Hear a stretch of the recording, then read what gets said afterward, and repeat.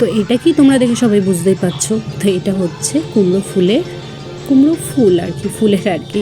তো কুমড়ো ফুলের বড়া তোমরা সবাই জানো কীভাবে কি বানাতে হয়, তো তবুও আজকে একটুখানি শেয়ার করে দিচ্ছি তোমাদের সাথে কিভাবে বানাতে হয়। তো চলো স্টার্ট করে দিই।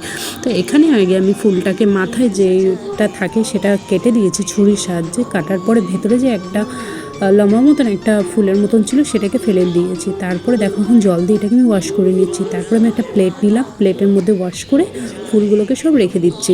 আর এদিকে চলে এসেছি ব্যাটারের মধ্যে লাগছে হচ্ছে চালের গুঁড়ো, কালো জিরে, হলুদ, নুন আর পোস্ত।